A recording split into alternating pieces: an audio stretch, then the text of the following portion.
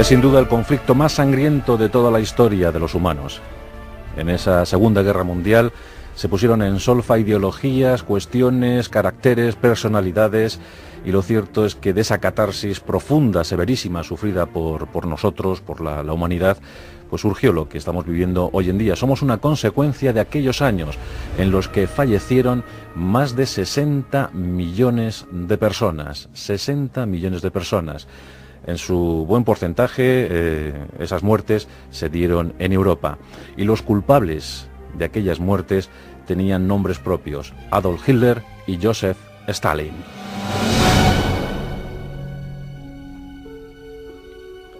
Realmente el causante de la guerra a nadie escapa que fue Adolf Hitler, el jefe de los nacionalsocialistas, un hombre atormentado desde su mismísima infancia, y es que albergaba una secretísima duda.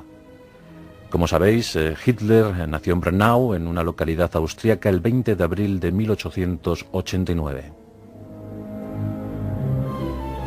Desde bien pequeñito quiso ser artista, asunto que entraba en clara contradicción con los intereses paternos. Su padre le maltrataba constantemente, le sometía a crueles castigos, decía que su hijo era ciertamente un inútil. Por eso Adolf Hitler se abrazó a su madre Clara, la quería con absoluta locura. Solo en ella encontraba sosiego, solo en ella encontraba el cariño deseado. Mantuvo una foto de su madre hasta en el último momento. Se dice que cuando entraron los soviéticos en el búnker de Berlín, aquel 30 de abril, 1 de mayo de 1945, una de las cosas que se encontraron en primer lugar en el despacho privado de Adolfo Hitler fue una foto de Clara, su madre. La tuvo hasta el final.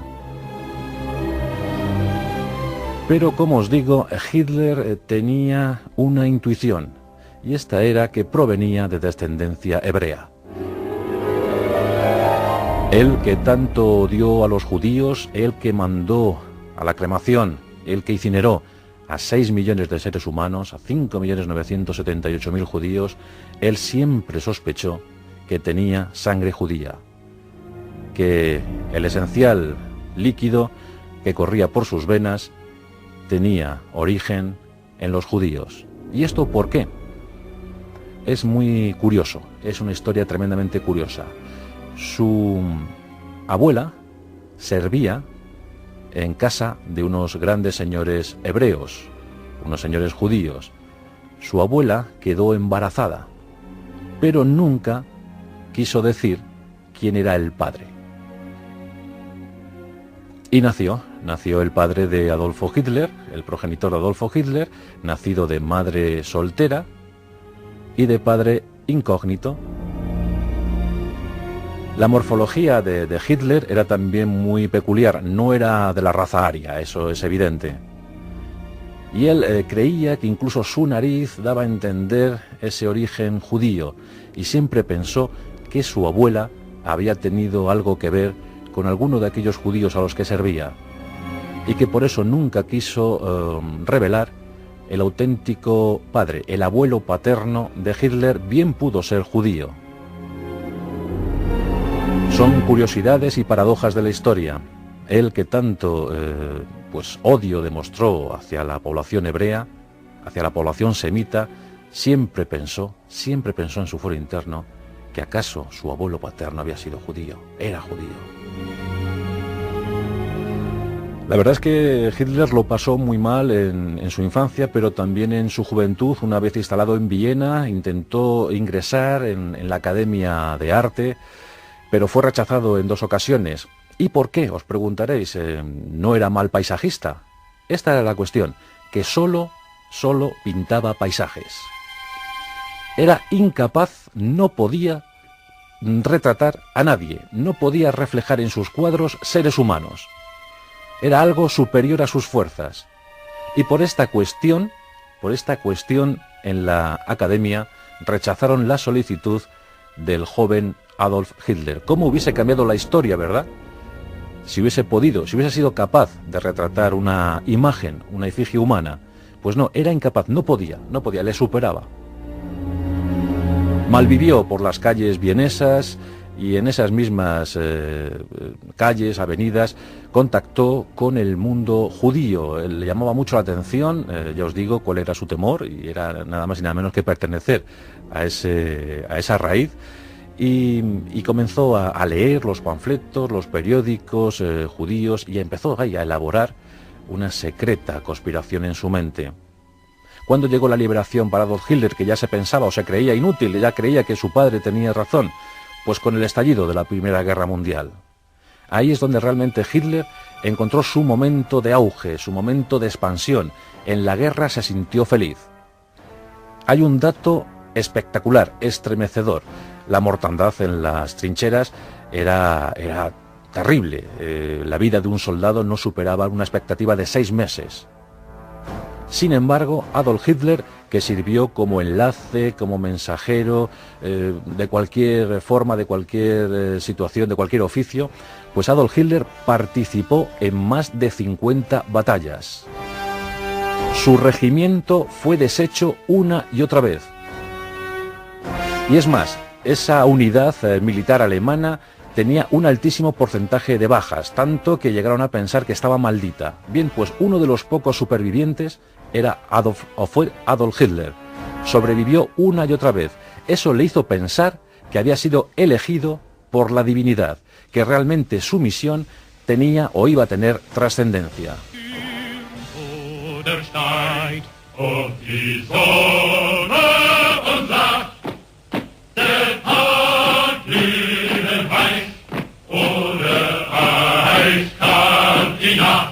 El 11 de noviembre de 1998 las autoridades germanas firmaban la paz de forma sorpresiva. Muchos oficiales, muchísimos soldados consideraron que esto era una puñalada por la espalda. Ellos que tanto se habían sacrificado por su nación, que tantos muertos habían dejado sembrando los campos de batalla europeos, pensaron que tarde o temprano se vengarían. La anarquía se adueñó de muchas ciudades alemanas. De ese caos, de ese desasosiego, de esa gravísima crisis económica provocada por los excesivos pagos de guerra, surgieron grupos radicales, ideologías extremas, entre ellas el Partido Nacional Socialista, a cuya cabeza se situó Adolf Hitler en muy pocos años. Por ello, y por algunas intentonas de golpe de Estado, sufrió la cárcel, y en esa cárcel comenzó a confeccionar Mein Kampf, su auténtico ideario político. En enero de 1933 los nazis llegaban al poder. Un imperio, un Reich, que debería durar 1000 años, pero que por fortuna tan solo lo hizo 12. Mientras tanto, en la Unión Soviética ocurrían cosas. Joseph Stalin, instalado en el poder desde el fallecimiento de Lenin, comenzaba a intuir que todos le perseguían, que todos querían vengarse de él, que algunos presentaban siempre signos de conjura, de sedición. En esos años 30 llegaban las famosas purgas estalinistas. Millones de seres humanos sucumbieron víctimas del dictador cruel y sanguinario. Se comenta que si Adolf Hitler llevó la tumba por su mano a más de 10 millones de seres humanos, entre judíos y sometidos, al margen quedaron, claro está, los fallecidos en combate, las víctimas civiles de los bombardeos, pues se calcula que 10 millones de seres humanos murieron por culpa, por mano directa de Adolf Hitler. Bien, pues en el caso de Stalin esta cifra se dobló, solo en el transcurso de estos años. En el verano de 1937, Stalin, paranoico, absolutamente paranoico, a decir de los psiquiatras, pues decretó el fusilamiento de miles de personas. En la Plaza Roja de Moscú, esos fusilamientos alcanzaron la cifra asombrosa de 1.500, 2.000 personas diarias. Esto ocurría en 1937, pero previamente Stalin había dejado ya un reguero de sangre. Un hombre pues atormentado también desde la infancia, aquí coincide con Hitler, su padre le maltrataba una y otra vez. Joseph Stalin, nació contrahecho, con ciertos problemas de movilidad, incluso por accidentes en su brazo izquierdo. La verdad es que tenía ciertos complejos de inferioridad ante los demás, y eso posiblemente le hizo ser más agresivo. Pensaron para Joseph que debería ser el seminario lugar donde redimirse de tantas y tantas contrariedades. Y en efecto, estuvo 5 años en el seminario, estuvo a punto de algún día ordenarse sacerdote, pero no lo hizo. Le expulsaron por ser un ser absolutamente radical, por ser personaje absolutamente radical. Una leyenda también muy oscura la de Stalin en cuanto a su familia. Su primera mujer falleció por tifus, le dejó un primogénito, Yakov, y este chico tiene una historia tristísima.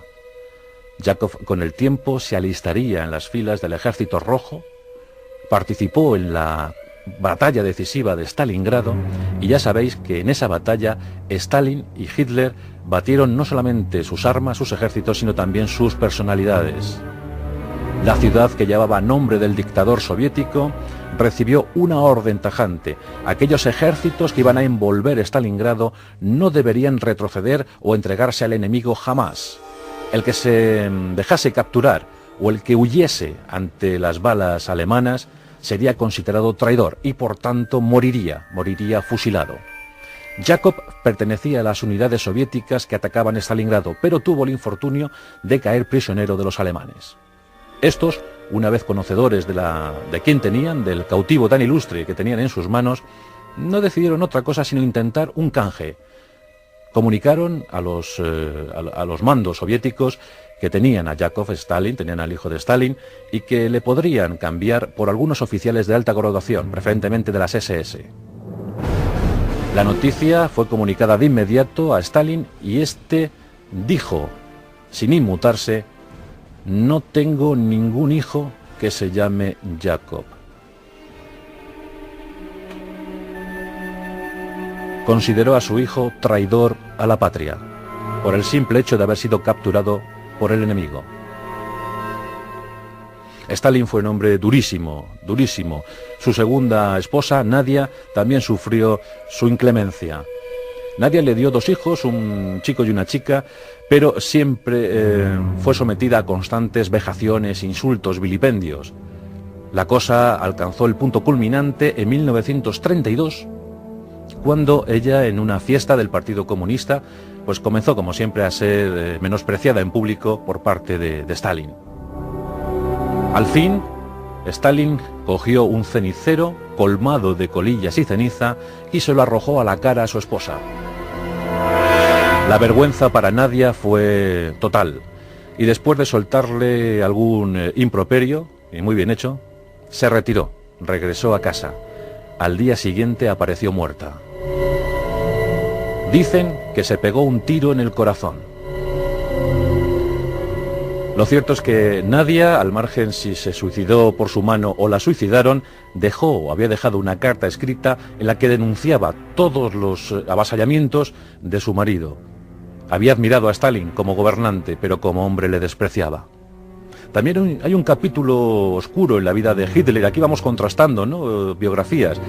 La primera novia de Hitler también apareció muerta en extrañas circunstancias en su apartamento, justo antes de iniciar su relación con una modelo alemana que representaba a la perfección el perfil de la raza aria.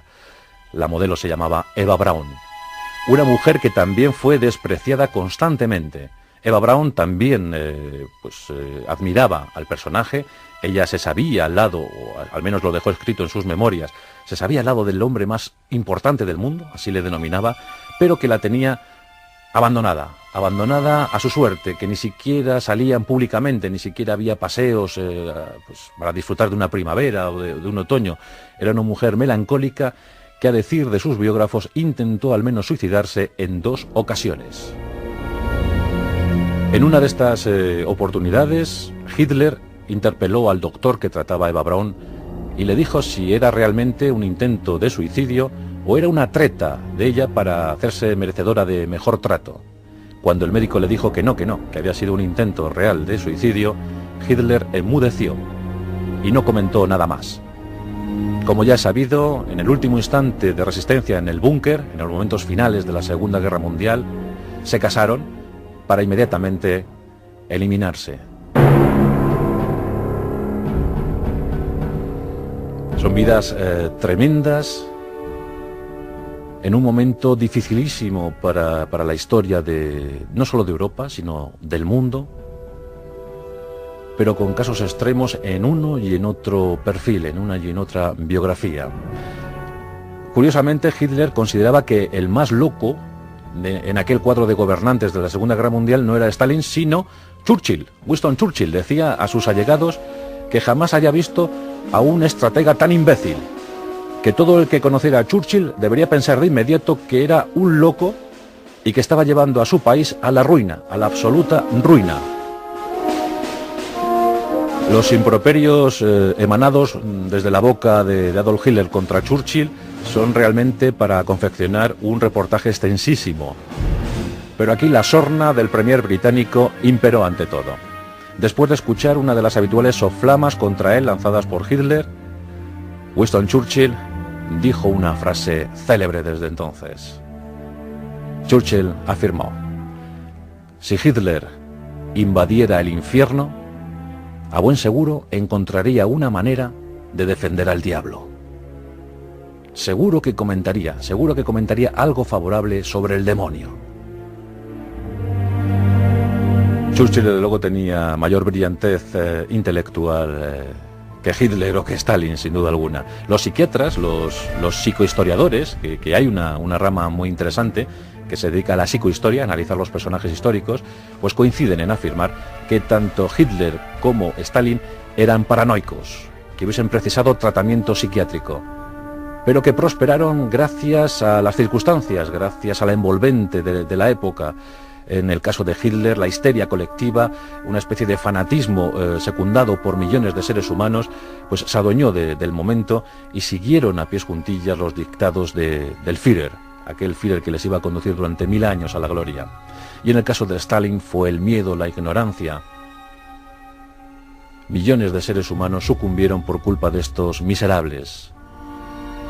Queda otro elemento digno de tener en cuenta, de tenerse en cuenta, y este es Benito Mussolini, un hombre que ante todo odiaba el comunismo y que de alguna manera también veía mal la subida, el ascenso de Adolf Hitler. E incluso cuando Hitler invade Austria en 1938, la reacción de Benito Mussolini es colocar 4 divisiones italianas en la frontera con Austria. O sea que las relaciones, aunque Hitler siempre vio en Mussolini a un mentor, a un personaje a seguir, un ideal, lo cierto es que Mussolini siempre miró con cierto rechazo la figura de Adolf Hitler. Mussolini había nacido 10 años antes que Hitler, en 1879, y la verdad es que también tiene cosas interesantes porque era hijo de un socialista acérrimo. Por tanto, Mussolini en sus años jóvenes, siguiendo el modelo paterno, pues militó en la extrema izquierda. Fue un extremista radical. Pensaba que la violencia ante todo. Y bueno, pues finalmente otra catarsis sufrida en la Primera Guerra Mundial, en el estallido de un obús que mató a muchos menos a él, aunque él quedó malherido con 40 fragmentos, 40 esquirlas que se incrustaron en su cuerpo. Pues él consideró también que había sido de alguna manera elegido para la gloria, y al poco de finalizar esa Primera Guerra Mundial fundó el Fastio, el partido fascista. La peripecia de Mussolini también es digna de un pasaje de la historia, y algún día nos detendremos en él. Pero sí que es cierto que cuando murió, víctima de los partisanos, en aquella plaza pública de Milán, donde fue colgado, pues ese 28 de abril impactó de tal manera a Hitler que decidió no correr la misma suerte de su otrora amigo. Y posiblemente la muerte violenta de Mussolini a manos de los partisanos provocó o desencadenó el ya premeditado suicidio de Hitler. En fin, que durante unos años la humanidad estuvo en manos de gente desequilibrada, de auténticos dementes. Por fortuna, ya han pasado más de 60 años. Ojalá que esto nunca se repita.